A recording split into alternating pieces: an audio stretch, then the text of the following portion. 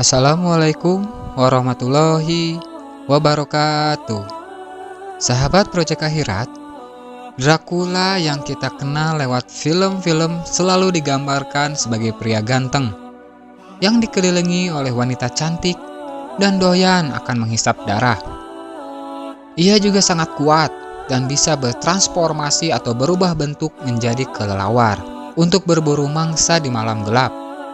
Air suci, belulu perak, dan bawang putih adalah hal yang paling dibencinya. Selama ini, Dracula dianggap hanya sebagai cerita karangan saja yang didramatisir dengan kepentingan komersil. Namun, fakta sebenarnya sosok Dracula ini sebenarnya memang ada di dunia nyata.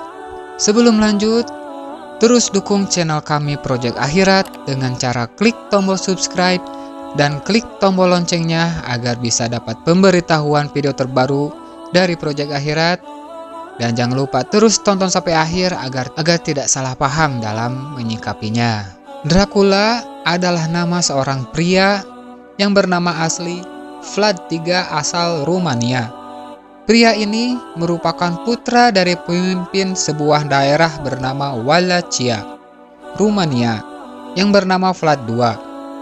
Julukan Dracula milik Vlad III sendiri berasal dari kata Dracoae.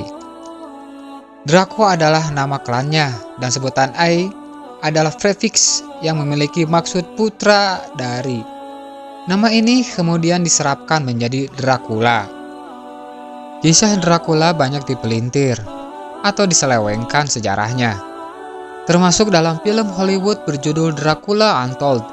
Di film tersebut, sosok Mehmet II atau Muhammad Al-Fatih digambarkan sangat bengis.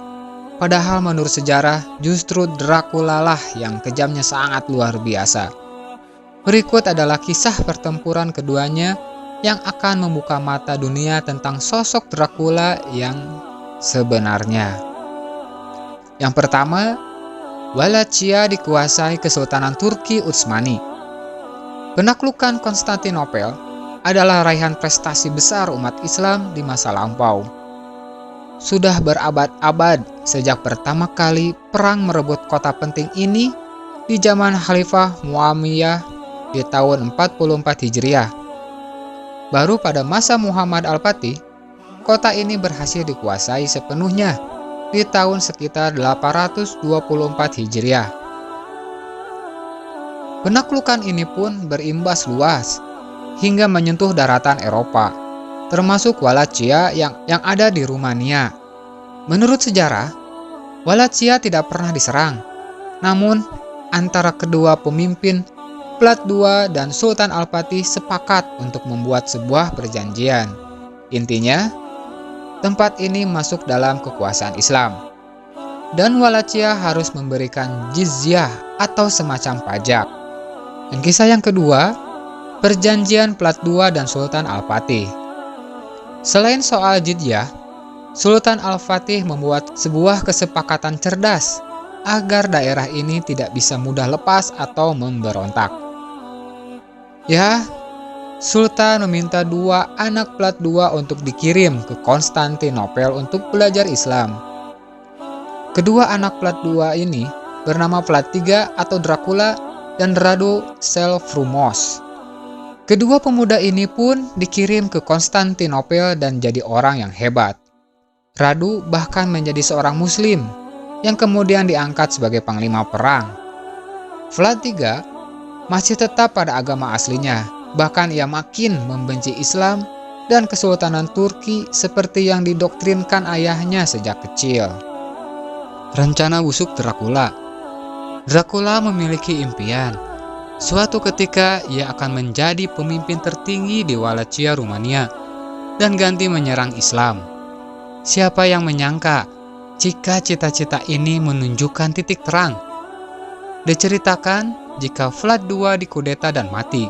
Untuk mengisi kekosongan pemimpin, maka dikirimlah Vlad III atau Dracula untuk menggantikan posisi ayahnya. Sebelum hal tersebut terjadi, pasukan Turki Utsmani berjibaku dengan pihak pengkudeta, hingga pada akhirnya berhasil ditumpas dan Dracula pun menjabat. Alih-alih berterima kasih, Plat III justru merencanakan untuk menghancurkan balik umat Islam. Setelah Plat III menjabat, seperti yang seharusnya, Sultan mengirim utusan untuk menagih jizyah atau pajak. Alih-alih dibayar, Dracula justru membunuh utusan ini dengan sangat kejam. Ia memaku kepala sang utusan, gara-gara ia tak mau melepas surbannya. Berita ini pun diketahui oleh Sultan, dan membuatnya khawatir dan marah. Sultan pun mengutus sekitar 1.000 orang untuk menyelesaikan masalah ini. Namun tak disangka, semuanya justru berakhir tragis. Dracula yang sebelumnya belajar tentang militer Islam, memanfaatkan kemampuan tersebut untuk menumpas pasukan yang dikirim oleh Sultan Muhammad Al-Fatih. Dan yang ngerinya adalah semuanya dibantai dengan cara yang paling sadis.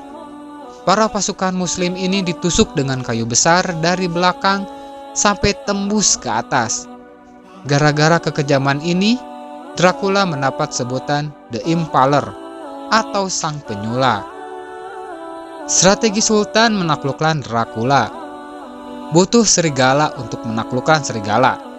Sultan Al-Fatih yang masih syok dengan kematian 1.000 pasukannya, merencanakan penyerangan sekali lagi untuk menumpas Dracula. Akhirnya dikirimlah Radu yang merupakan saudara dari Plat III. Peperangan ini pun sangat tidak mudah. Namun Radu setidaknya sangat memahami daerah kelahirannya tersebut. Sang panglima yang sudah muslim ini pun melakukan penyerangan ke benteng Katate Poenari, tempat Dracula bersembunyi. Tepatnya yang tinggi sangat menyulitkan Radu. Namun, pada akhirnya penyerangan ini berhasil. Dracula kabur ke Hungaria dan berlindung di bawah ketiak pria yang sebelumnya telah melakukan kudeta dan membunuh ayahnya. Namun, pada akhirnya kepala Dracula berhasil ditebas oleh pasukan Turki Utsmani pada suatu perang. Itulah rangkuman sejarah asli dari Dracula yang sangat populer itu. Sosok ini memang ada dan juga memang menghisap darah. Ya, sosok Dracula ini menghisap darah kaum muslim yang dibantainya dengan cara yang sangat-sangat jahanam. Meskipun sangat kejam, namun di negara asalnya sosok Dracula atau Plat III ini justru disanjung dan dipuji bak pahlawan negaranya. Deretan-deretan film-film juga seakan memelintir sejarah kebenaran sosok dari Dracula ini dan membuat dunia terkecoh akan sosok Dracula yang sebenarnya. Wallahu a'lam bishawab. Assalamualaikum warahmatullahi wabarakatuh.